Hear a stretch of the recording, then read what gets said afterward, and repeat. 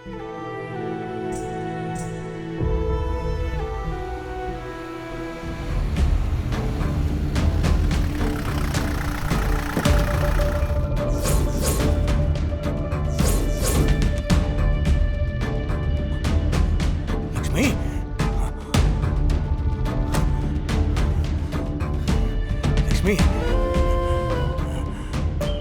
லக்ஷ்மி, அதிர்ஷ்ட தெய்வமே. ஐயோ, எப்படிமா இருக்க? லக்ஷ்மி என்னோட அதிர்ஷ்ட தேவதை. நீ இல்லாம இந்த மாமனுக்கு ஒருவேளை சோறு கூட இறங்கலமா? என் தேவதை லக்ஷ்மி நீ. லக்ஷ்மி, ஐயோ ஒரு நிமிஷம் இரு, மாமா பேசிட்டு வந்துடுறேன். கடத்திட்டு வந்ததெல்லாம் சரிதான்டா, ஆனா சீக்கிரமா கூட்டு வருவேன்னு பார்த்தா என்னமோ காரை நடுரோட்ல மோதிட்டு ஜாலியா பேசிக்கிட்டு இருக்க.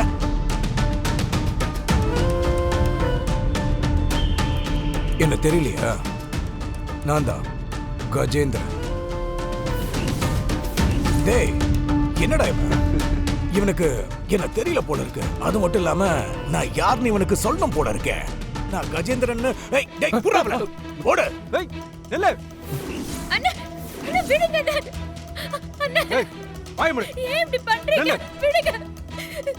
என்னடி 2 நிமிஷம் பேசிட்டு வரேன் சொன்ன, அதுக்குள்ள உன் பழைய புத்தியை காட்டுறியா?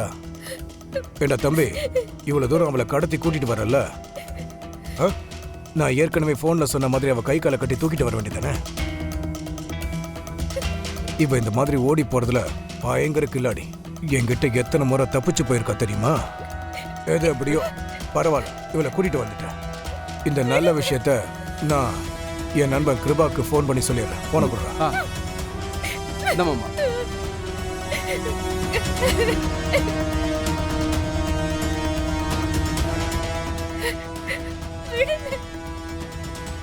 எத்தனை தடவை நான் கூப்பிடுறது? போன் பண்ண எடுக்க மாட்டியா? டிரைவிங்ல இருந்தேன். சொல்ல, என்ன விஷயம்? நீ எப்படி இருக்க? உனக்கு ஒன்றும் ஆபத்து இல்லையே?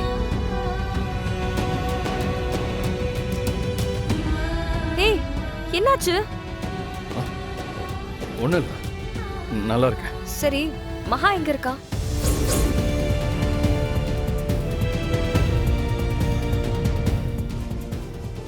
என்கிட்ட எதுவும் மறைக்காத, எனக்கு எல்லாம் தெரியும். நீ மகாவை ஒப்படைக்க தானே போய்கிட்டு இருக்க. சொல்லு, மகா இப்ப எங்க இருக்கா? இந்தோ, நான் மகாவை கூட்டிட்டு வந்தப்போ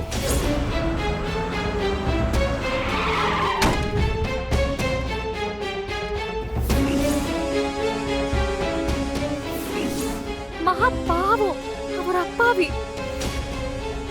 உன் உயிரை காப்பாத்துறதுக்கு நான் இங்க பூஜை பண்ணிக்கிட்டு இருந்தேன். ஆனா உன் ஆபத்துல இருந்து மகா தான் காப்பாத்திருக்கா. இப்பதான் எனக்கு எல்லாம் புரியுது.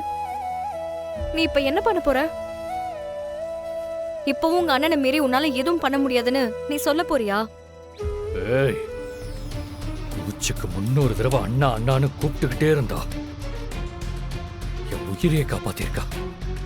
அவளை அப்படியே விட்டுட்டு எப்படி வர முடியும்? அவளை நிச்சயம் காப்பாத்தி கூட்டிட்டு வருவேன். ஆமா கருணா, மகாவை காப்பாத்த வேண்டியது உன் கடமை. நீ லேட் பண்ற ஒவ்வொரு நொடியும் அவளுக்கு என்ன வேணாலும் நடக்கலாம். சீக்கிரம் மகாவை காப்பாத்து. அவளை எப்படியாவது காப்பாத்து. மகாவை மட்டும் காப்பாத்தாம விட்டுறாத. இந்த பாவம் காலத்துக்கும் உன்னை சும்மாவே விடாது. நீ லேட் பண்ற ஒவ்வொரு நொடியும் அவளுக்கு என்ன வேணாலும் ஆகலாம். சீக்கிரமா மகாவை காப்பாத்து ப்ளீஸ்.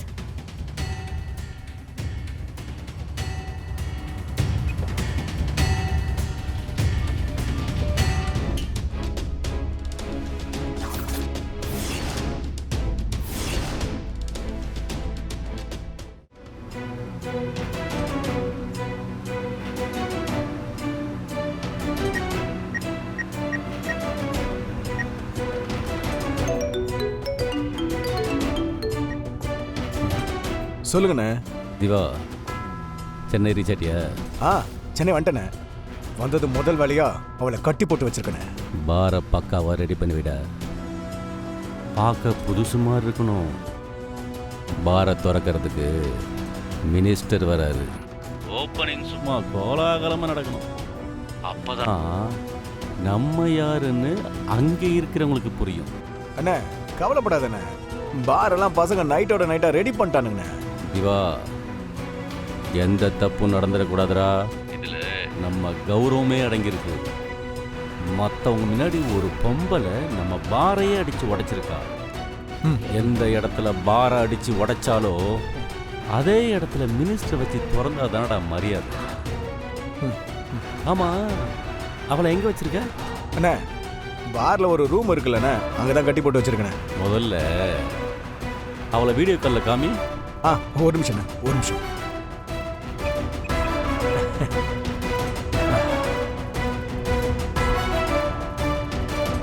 பாருங்க.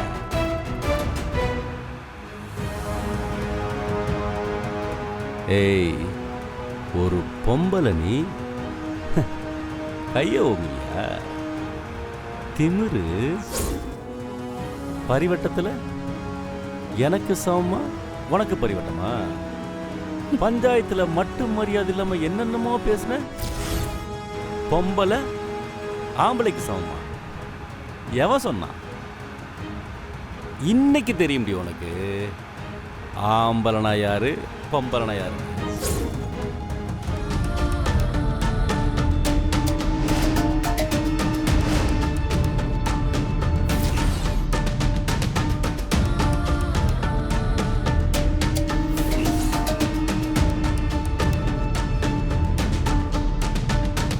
மாமா, நீங்க என்ன முயற்சி பண்ணாலும் சரி, நீங்க நினைக்கிறது நடக்கவே நடக்காது. நான் அவரோட மனைவி. என்ன உங்களுக்கு சொந்தமாக்கிக்க நினைக்கிறது எப்பவுமே நடக்காது மாமா. என்ன லக்ஷ்மி, எங்க இருந்தவளை கூட்டிட்டு வந்து மணமடையில உட்கார வச்சு இன்னும் கொஞ்ச நேரத்துல உன் கழுத்துல தாலியும் கட்ட போற. இப்ப கூட நீ இவ்வளவு நம்பிக்கையா பேசிக்கிட்டு இருக்க. இத பார், உன் கழுத்துல நான் தாலிய கட்டுறண்டி. அப்புறமா நீயே கஜேந்திரனோட பொண்டாட்டின்னு சொல்லுவடி.